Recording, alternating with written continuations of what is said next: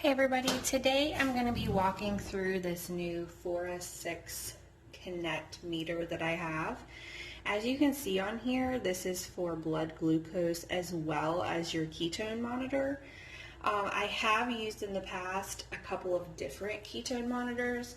I will say while I was pregnant, especially, I did want to use a monitor that was also inclusive of the blood glucose as well.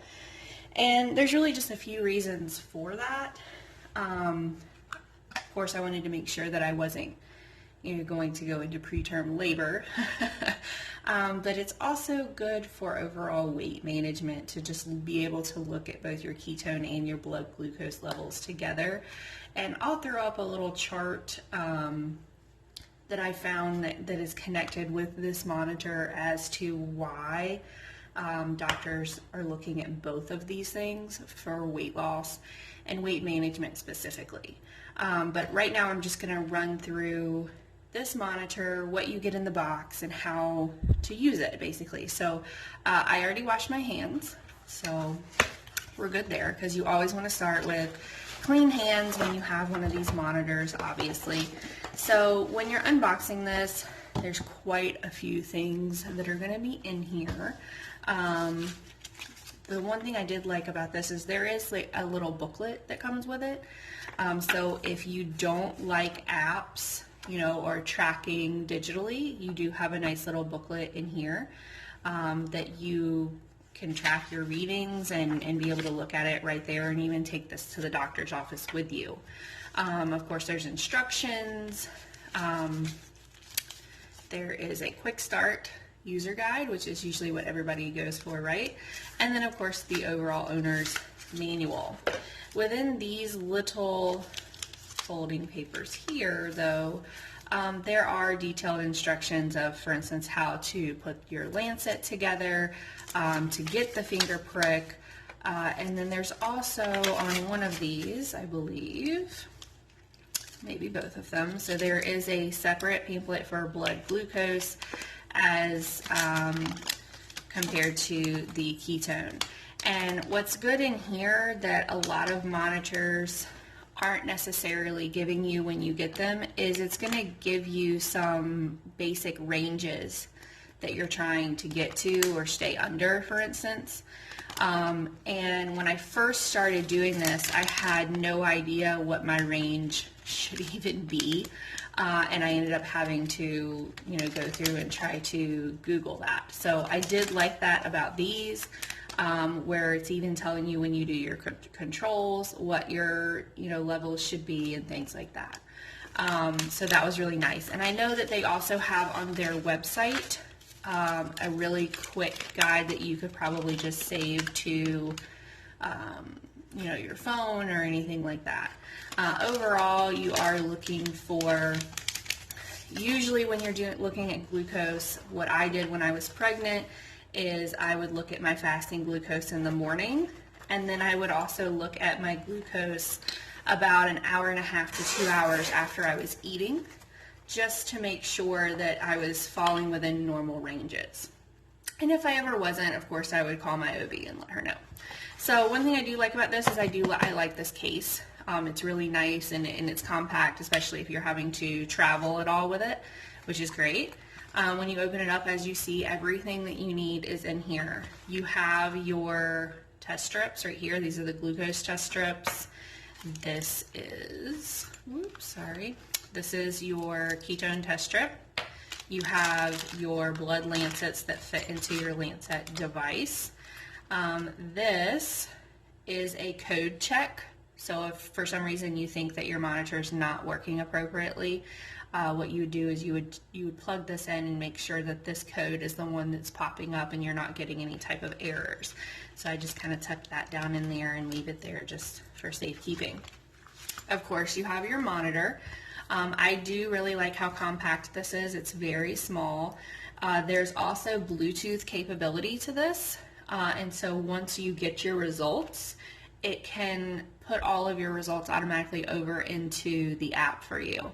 And I'll throw up a screenshot of what that looks like, just because I personally really like that feature that I don't have to plug anything else in to get it to go over. like you do with some of the other monitors, and it's just an automatic transfer once this is connected over to your app on your phone or tablet or whatever you happen to be using.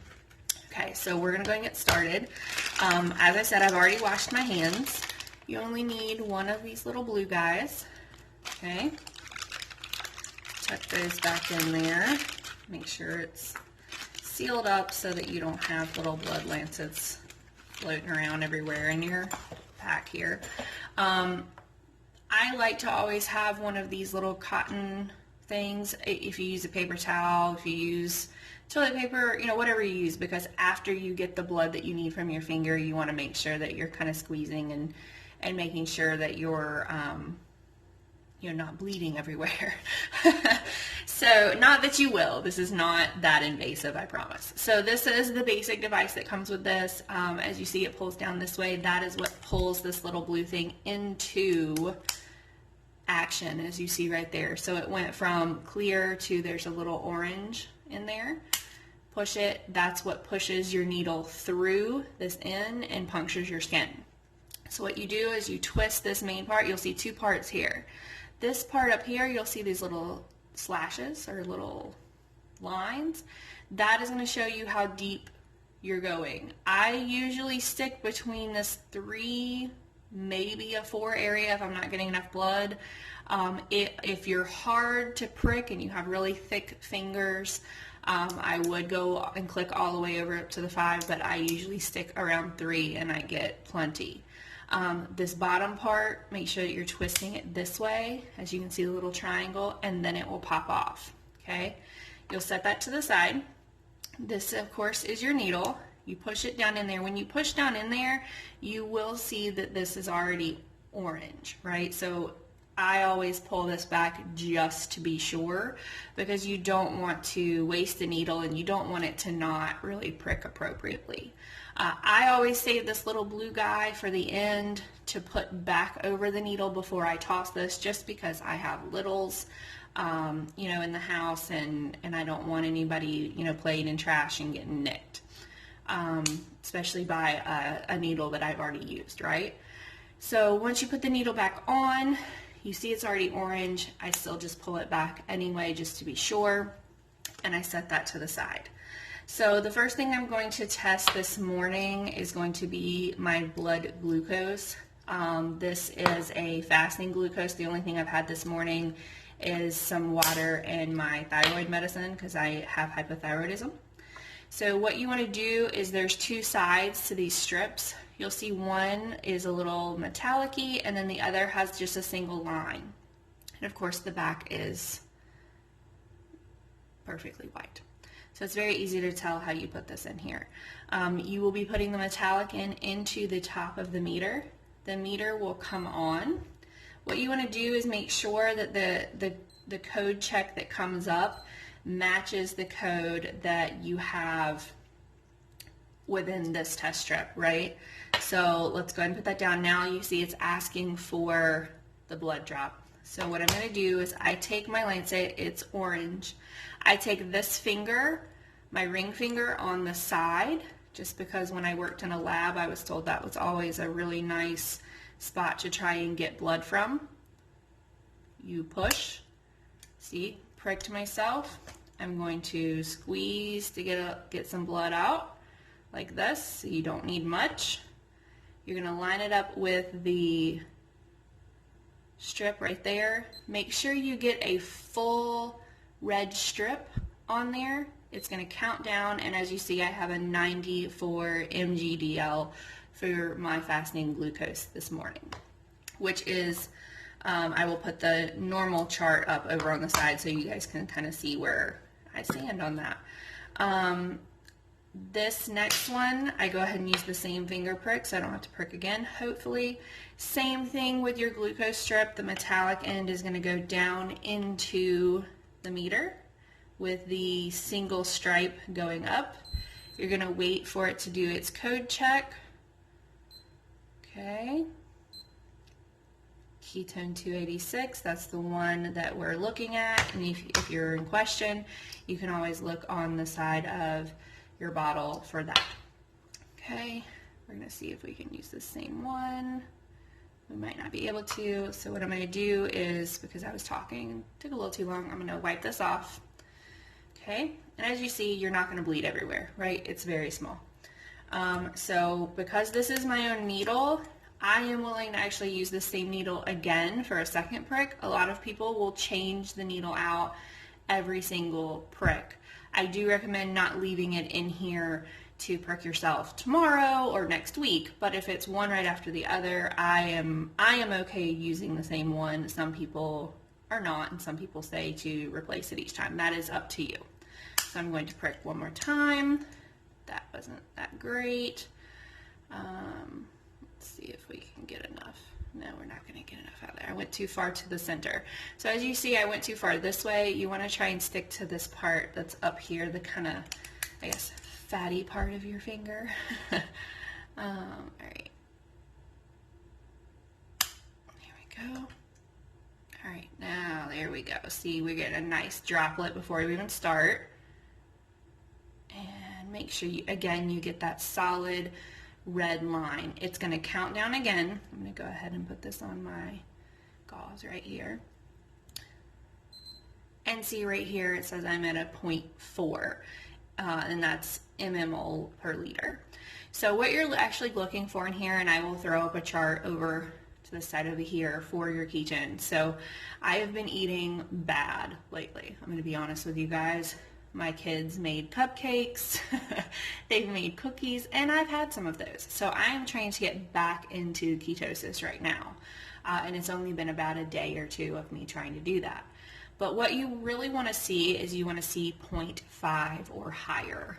They say that 0.5 all the way up to 3 is really the target area, maybe even just to 2, because once you get to 3 and above, that is really more into the therapeutic area, that's specific for certain types of diseases or mental illnesses, things like that are really where you see a lot of the benefits.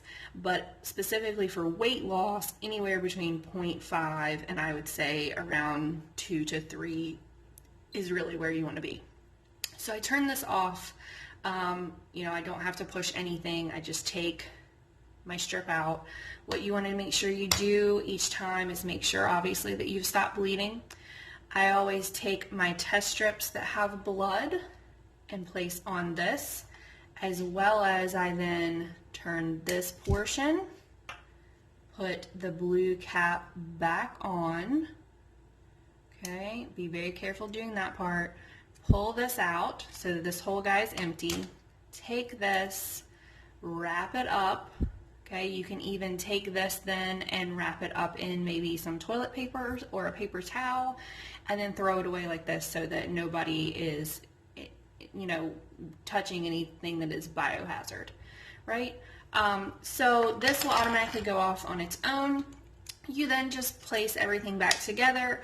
For your ketone levels, you can test yourself after you eat. That is perfectly fine. If you are really hardcore into this and you want to make sure something you ate 2 hours later didn't just raise your ketone levels, then you would know, hey, I probably don't need to eat that anymore if I want to stay in ketosis. So let's say, for instance, you're unsure if some low-carb wraps you're eating are kicking you out of ketosis.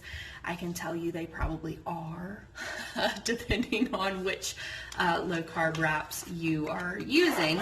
But that would be when you would want to test, if you're having glucose issues, your glucose as well as your ketone levels after you ate something like that, just to see, like, hey, is this something I need to be eating? Otherwise, I would say you probably only really need to test your ketone levels about maybe 1 time a week, and that should suffice. So hopefully, I hope this video helps you.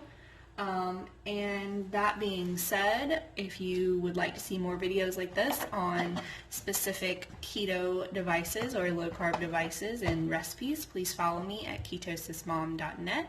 You can also follow me on Instagram at KetosisMom. Bye, guys.